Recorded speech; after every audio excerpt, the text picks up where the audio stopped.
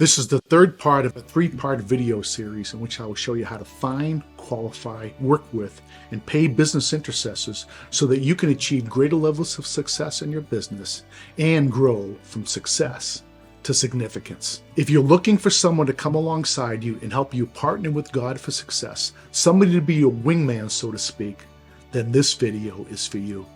Transforming your business from struggling to success and from success to significance. There's a growing trend in the business world for using business intercessors to help pray for your business. In the first video, I showed you why, how it works, how they work with you, and how you should be working with them. In the second video, I showed you how to find, screen, and qualify them to ensure they're a good fit for you in the goals that you are trying to accomplish. In this third video, I'm going to show you how much you can expect to pay them, but more importantly, how to pay them and explain the return on investment you can expect to see from employing their services. Before I show you how much and more importantly how to pay these business intercessors, I want to give a disclaimer. This is one of the major services that Business Way has been providing for the last 17 years. Along the way, we have found, interviewed, and worked with many intercessors. I want to give you the information you will need to do the same. I want you to learn from our successes and our mistakes. So how much do you pay them? If you remember in the last video, before I told you where to find these intercessors, I told you how to screen and qualify these intercessors and explained that you needed to know this information before you started looking for them. In a similar manner, I need to tell you how to pay them and how not to pay them before talking about how much and the ROI you can expect to receive. Because how you pay them is as important, if not more important, than how much you pay them. So how do you pay them? First off, monthly, not hourly. It's going to be better for you. It's going to be better for them. Trust me. Why? Well, let's look at income and expenses. Most people budget income and expenses on a monthly basis, not an hourly basis. So it's going to be good for you that you can budget your expenses that you have for these people on a monthly basis. It's going to be good for them that they can budget how much income they're going to receive from you from the services they're going to provide. Next, it's going to provide incentive to use their services as much as possible. And this is similar to what I see in a gym membership. Gym memberships are paid on a monthly basis, not on an hourly and not on a when you use the gym basis. Now, this provides an incentive for you to use the gym. Why? Because after all, I'm paying for it, I might as well use it. Well, in the same way, once you pay these people on a monthly basis, it gives you the incentive to make sure you're using them because after all, you're paying them.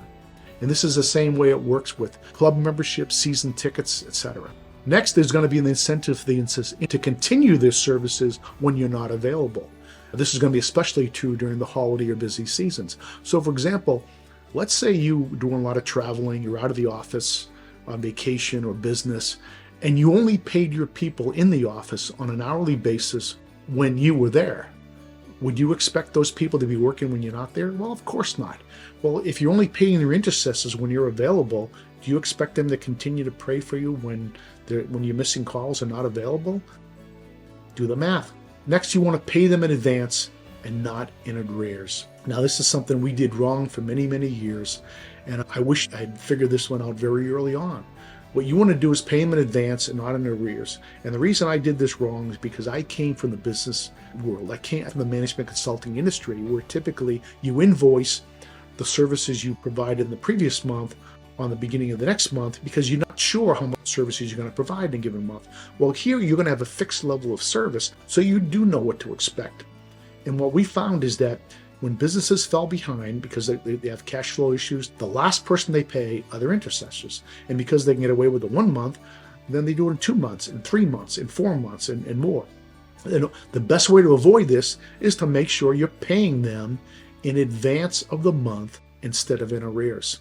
Next, you want to make sure you're setting up automatic payments, just like you do with your car, your house, and other things you pay for. You want to make sure that this is already budgeted so that you're going to take care of these intercessors on a monthly basis. But it also affects you because now you're guaranteed to have the services and you're guaranteed to keep these people long term. Next, make sure you put the service agreement in writing, so there's no misunderstandings. Don't buy into a handshake or a gentleman's agreement. Don't buy into the concept that let your yes be yes or a no be no. Put it in writing so there's no misunderstanding. My wife and I will come from meetings. We heard different things. We remembered different things. And that's right after we came from the meeting. When I was in the management consulting industry, I went to a lot of business meetings that were very important. Myself and other business people were there, heard different things. And that was immediately after the meeting. That's why I'm telling you, you need to put this in writing so that there's no misunderstanding, no hardship later on.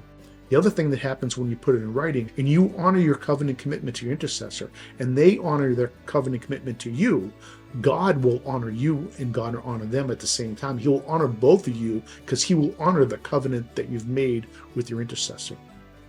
Make sure that in the agreement, there's an understanding of the number of calls, how many intercessors, and define the terms of the agreement. What happens if you're not available, you can't make the call that week?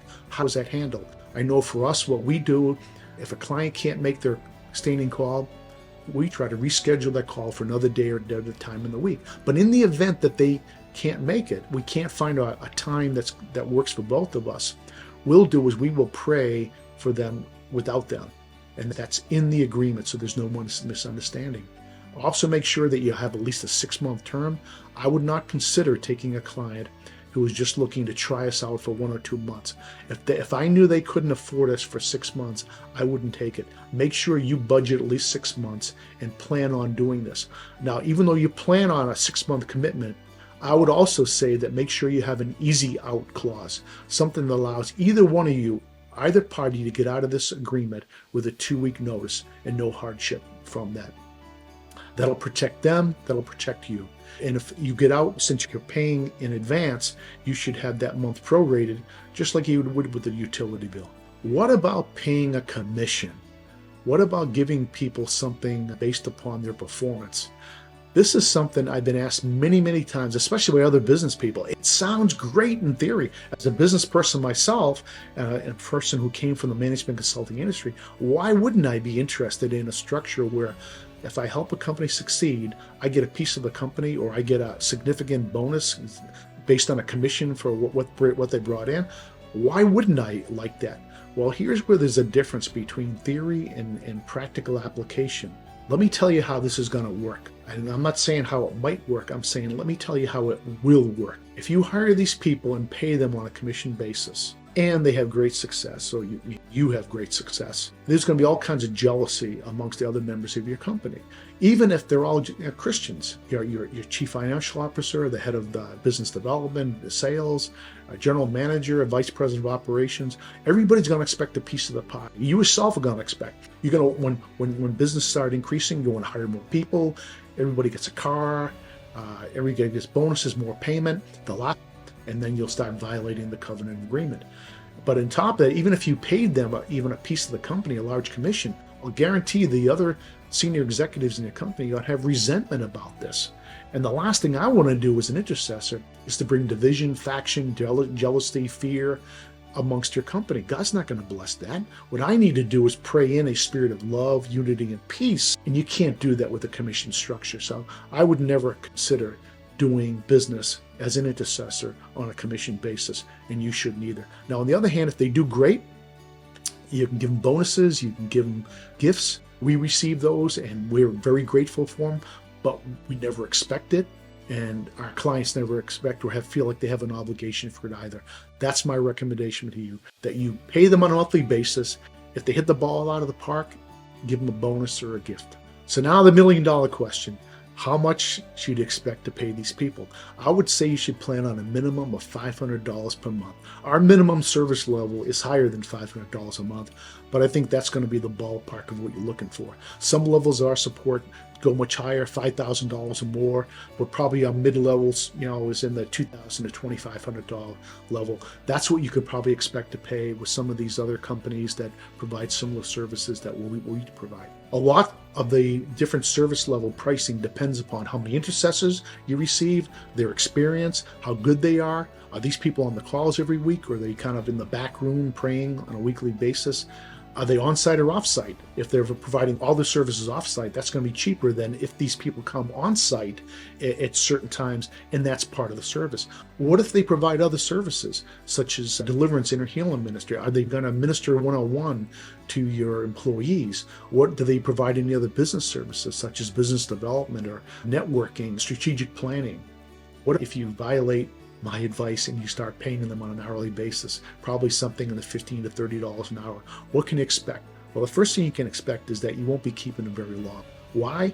These intercessors need money, and when they're only getting hourly pay, when you want to pay them, I'll guarantee you somebody's going to be willing to pay more money, whether it be another company that hires intercessors like us, or it's going to be them going to look for a job at a restaurant or some other place that's going to pay them more on an hourly basis. Remember, these people need income, and they're either going to get it from you or they're going to get it from somewhere else. You want to pay them enough to keep them, or else you lose them to somebody else. Next, pay them the way that you want to be paid. Remember the second commandment: do unto others as you would have others do unto you. Pay them the way you would want to be paid. Ask them if they can customize a service level for your budget needs.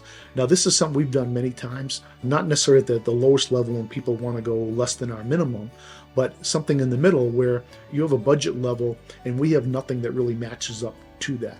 What we will do is understand what it is they can afford and what they're looking for, and try to design some type of plan that will meet their needs. So ask them, they will probably be willing to do the same for you. Remember, these people, they're rare gems. They are tough to find. Once you find them and you like them, they're good for you, keep them. Do the best to keep them, not just for months, even for years. And I'll remember I said, budget at least 6 months going in. I'll guarantee you, if they're good, over a 6-month period, you'll see enough difference that you'll want to keep them. So are these intercessors worth it? Is there a return on investment that you can expect? Well, let's take an example from what we've seen. Our most popular service level includes 2 business intercessors for $2,000 a month, which is $24,000 a year for 2. But let's say, for the sake of argument here, you really only don't get 2 intercessors, you only get one at $24,000 a year. If you Google what the 15 lowest paid salaried people are in America, what you're going to find is people like receptionists, mailroom clerks, dishwashers, people like that are coming in around $30,000 a year. But what do you get for that $30,000 a year? Not much. What do they do for you in terms of business development? Absolutely nothing. Hopefully they'll help you maintain your business, but they're not going to be growing your business. Well, what if this $24,000 a year intercessor helped you only get one more business deal every year? What would that be worth to you? That could be worth well over $24,000 in itself. What if they helped you to hire the right key hire, like a chief financial officer, a general manager, a head of business development, or something like that? The right person, how much would that be worth? How much do companies pay headhunters to find the right person? What if they kept you from hiring the wrong person and a key hire? What would that be worth? A wrong person could cost you big money. What if they kept you out of a legal issue, one legal issue that you would have had per year, that they kept you out of, be an EEO lawsuit or some other claim against you? You could easily pay $24,000 and a retainer for attorney. Certainly, all this is worth more than $24,000 a year. Now, let's look at a couple of hypothetical scenarios regarding return on investment. I met a senior vice president of a major oil company, and he was responsible for oil exploration. And what he told me is that for each oil well that they drilled, the exploration wells, each one cost them over $100 million in exploration cost. At the same time, even with all the modern technology, the satellites, the infrared technology, all the tools that they have on the ground, they're only successful 1 out of 3 times. They will drill 3 wells in order to find one successful test well. That means they're spending over $300 million to get that one good well. As I told them, but what if you hired some business intercessors, and instead of going from 1 out of 3, you went from 2 out of 3? How much would that be worth to you? Even if you hired 100 intercessors at $24,000 a year, that would still be phenomenal. You'd still see the return on investment for that. What about sports teams? We're in the football season right now. What I've found is that the difference between an 8-8, a 9-7, and a 10-6 record at the end of the year, that one game difference, is the difference between not making the playoffs, making the playoffs as a wild card team, which means you don't get home field advantage, or winning the division, which means you have the home field advantage. One win. Do you think business intercessors are worthy for football teams?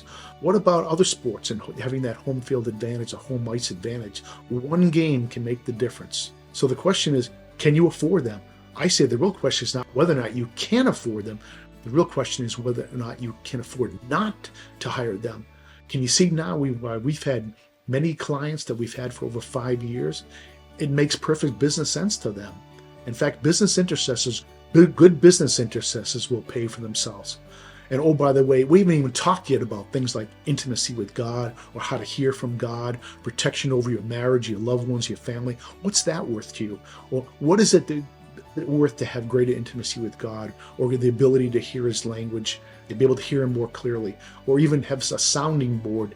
You could have somebody say, is this really God? What are you hearing as well? What's that sounding board worth to you? Certainly more than $24,000 a year. Either way, hopefully I've explained to you why there's so much excitement about using business intercessors to achieve success in the business world, both on the business side and the personal side, as well as how they work, how much they cost, and what kind of return on investment you can expect to receive. As I said, we've been doing this for over 17 years, so I'm a little bit passionate about what we do. But my prayer for you is that the Holy Spirit will lead you to the perfect intercessors for your business, for where you are in life, and what you're trying to accomplish for God. If you found this video series helpful, please hit the like and subscribe buttons below. Please let me know if there's anything else you'd like to see regarding this topic, as well as the successes you've had from using business intercessors. Until then, be blessed and grow from success to significance.